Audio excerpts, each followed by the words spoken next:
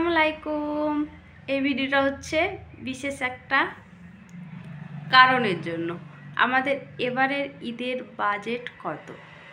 হ্যাঁ, আমাকে অনেক ভাইয়া আপুরা কমেন্ট করেছো যে ভাইয়া আপু আপনার কেনাকাটা হয়ে গেছে, ঈদের বাজেট কত ছিল, কি কেনাকাটা করেছো?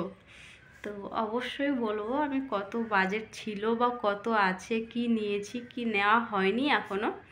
কারণ হ্যাঁ, এটা সবারই জানতে ইচ্ছে করে, কারণ এর আগের ভিডিওতে আমি বলেছিলাম যে আমাদের কেনাকাটা কোনো কিছুই হয়নি। তো আমাকে এক দাদাভাই বলেছে যে কি টাকা পয়সার সমস্যা সেই জন্য কেনাকাটা করোনি নাকি।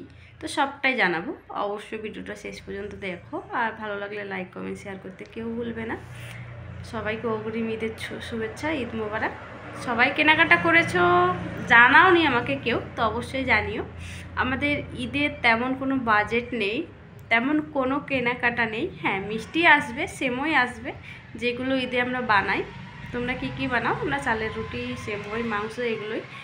আর তোমরা কি কি বানাও তো সেটাও বলবে। আমাদের ঈদের বাজেট বলতে গেলে জামা কাপড় কেনাকাটা দুজনের মধ্যে কারো হয়নি, সময়ের প্রচুর অভাব, টাকা পয়সা নিয়ে তেমন কিছু নেই।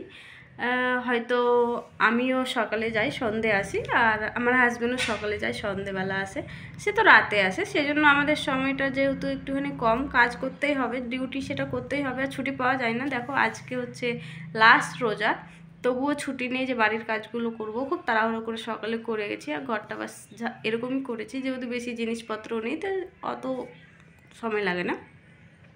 ঈদের বাজেট তেমন কোনো কিছুই নেই, আর কেনাকাটা হয়নি এবার। যদি সবারই দোয়া থাকে সামনে বছর হই হুল্লো করে ঈদ কাটাবো বাবা মার সাথে বাড়িতে গিয়ে। স্বপ্ন আছে, দেখা যাক সেই স্বপ্ন কত দূর কী হয়। আশা বলবো না, সেটা একটা স্বপ্ন, গ্রামে গিয়ে সামনে বছর ঈদ করব। যদি থাকে দোয়া, সবারই আশা ভালোবাসা, অবশ্যই সেটা পূরণ হবে। এবারকার এরকমই হবে আমাদের ঈদ, আর দুজনে আছি ভালো, তো কেটে যাবে ঈদ। তো সবাই ভালো থেকো, আর সবারই ঈদ কেমন কাটছে অবশ্যই জানাবে। খোদা হাফিজ।